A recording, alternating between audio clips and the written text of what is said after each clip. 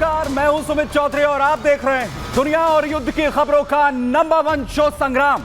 और संग्राम में आपको आज बताने वाला हूं मिडल ईस्ट, जहां पर किसी तरह इजराइल और लेबनान के बीच में समझौता हुआ शांति के लिए, लेकिन मिडल ईस्ट में धधक रही आग शांत नहीं हो रही है। अब सीरिया आखिर किस तरीके से जल उठा है, सीरिया में आखिर किस तरीके से बड़ा हमला हुआ है, उसकी बड़ी तस्वीरें सामने आई, आपके सामने रखने वाला हूं। आखिर क्यों सीरिया में आग इस वक्त लग रही है। और वहीं दूसरी तरफ आपको तस्वीरें बांग्लादेश की दिखाऊंगा।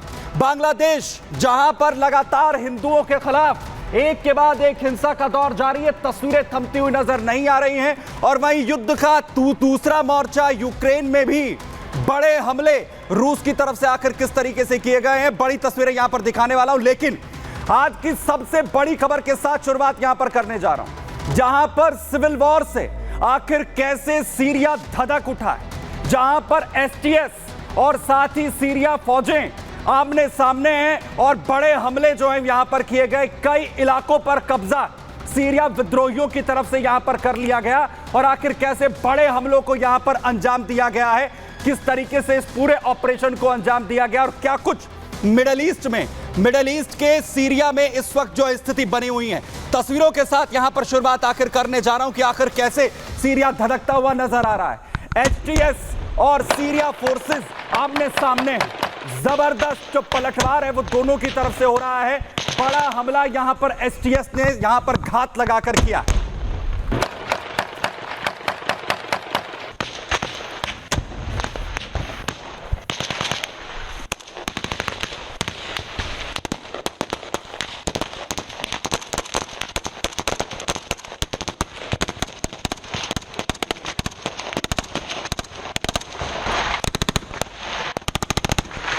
सीरिया फोर्सेस के अलग अलग ठिकानों पर ये बड़े हमले एसटीएस और सीरिया विद्रोही गुटों की ओर से किए गए हैं। सैन्य ठिकानों को निशाना बनाया गया।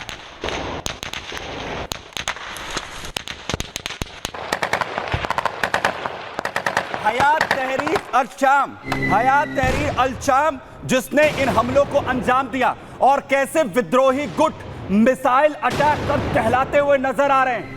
जो यहां पर सीरिया फोर्सेस हैं उन पर TOW मिसाइल तक का इस्तेमाल किया गया है।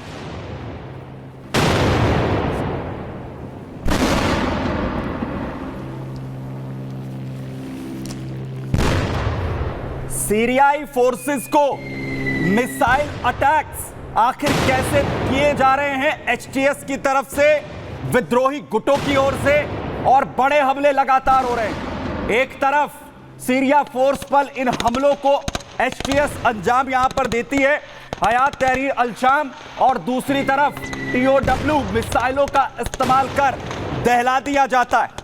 और पूरी तरह जो सीरिया फोर्सेस हैं, क्योंकि ये हमले हाल फिलहाल में तुर्की समर्थित जो विद्रोही गुट हैं उनकी ओर से लगातार इस वक्त बढ़ते हुए नजर आ रहे हैं। और वहीं दूसरी तरफ आपको दिखाता हूं अरब की सेना सीरिया विद्रोहियों के खिलाफ जो ऑपरेशन फोर्स की तरफ से चलाया गया उसमें साथ देती हुई नजर आ रही है। जबरदस्त फायरिंग, जबरदस्त टकराव की ये तस्वीरें।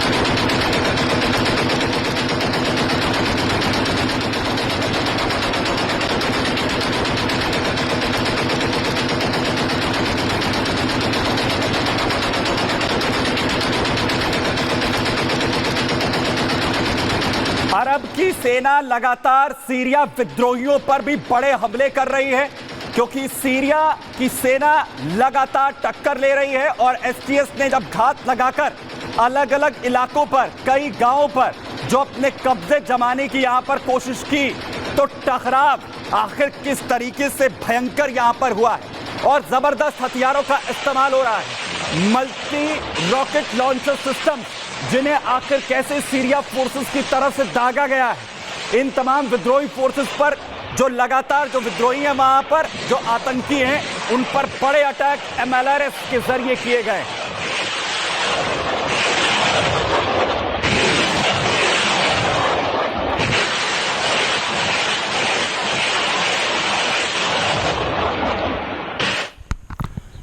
और इन हमलों की 4 तस्वीरें आप देखिए, जहां कैसे सीरिया सिविल वॉर की आग में इस वक्त धधकता हुआ नजर आ रहा है। बड़े हमले सैन्य ठिकानों पर किए गए हैं, विद्रोही गुट मिसाइल अटैक का इस्तेमाल कर रहे हैं, तो बड़ा पलटवार यहां सीरिया फोर्सेस की तरफ से भी किया जा रहा है।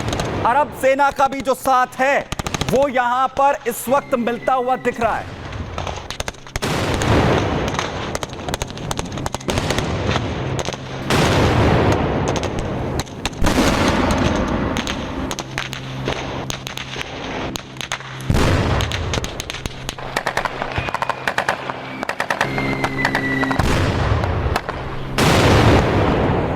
जबरदस्त ये हमले एसटीएस ग्रुप की ओर से किए गए, तो उस पर बड़ा पलटवार यहां पर हुआ है। और हमलों को आप ये समझिए, जब हमलावर अंजाम दे रहे हैं तो drone attack, kamikaze drone attacks का इस्तेमाल भी किया गया है।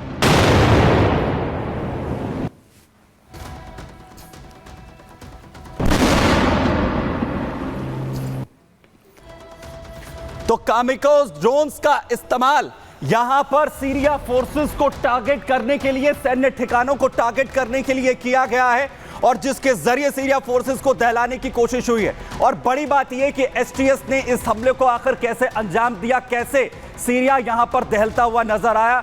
एसटीएस का यह सीरियाई सेना पर भीषण बारूदी हमला था, जिसके बाद हयात तहरीर अल शाम ने मिलिट्री बेस को तबाह यहां पर कर दिया। सीरिया की हयात तहरीर अल शाम सीरिया का यह आतंकवादी संगठन है, विद्रोही संगठन है।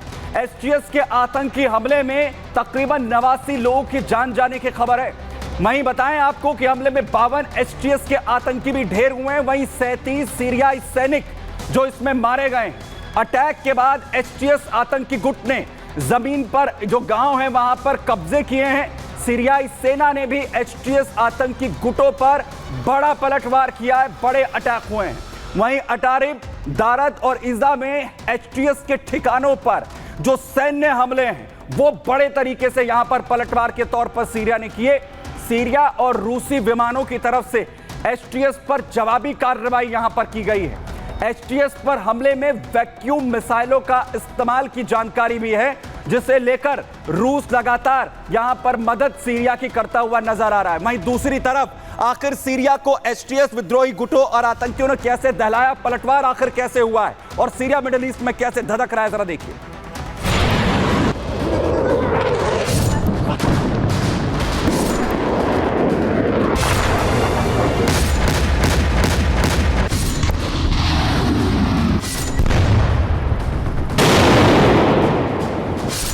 अमेरिका के दखल के बाद अभी मिडिल ईस्ट में इजराइल कल ही शांत हुआ है, वरना लेबनान पर इजराइल हर सेकंड बारूदी मौत बरसा रहा था।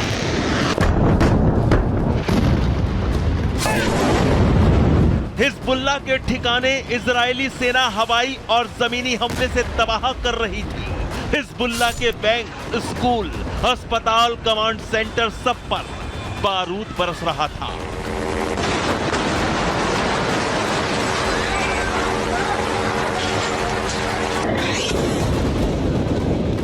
हिजबुल्लाह के कई लड़ाके और उसकी टॉप लीडरशिप इजराइल ढेर कर चुका था, लेकिन जाते जाते बाइडेन ने नेतन्याहू को मना लिया और हिजबुल्लाह की जान बच गई। लेकिन इजराइल के शांत होने से मिडिल ईस्ट में बारूदी जंग थमी नहीं है। इधर सीरिया भी धधक उठा है। सीरिया में सेना पर खतरनाक हमले हुए हैं। सीरिया का एचटीएस यानी हयात तहरीर अल शाम और अल फतह अल मुबीन आतंकवादी संगठन ने सीरियाई सेना को दहला कर रख दिया है।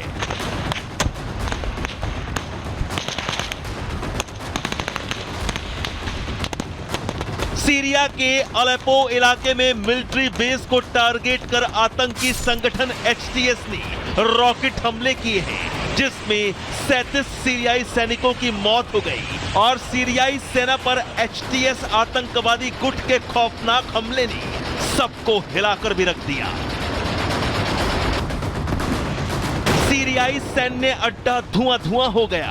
हमले के 12 घंटे बाद ही एचटीएस ने अलेप्पो में कई जगह सीरियाई सेना के अड्डों पर अपना कब्जा जमा लिया।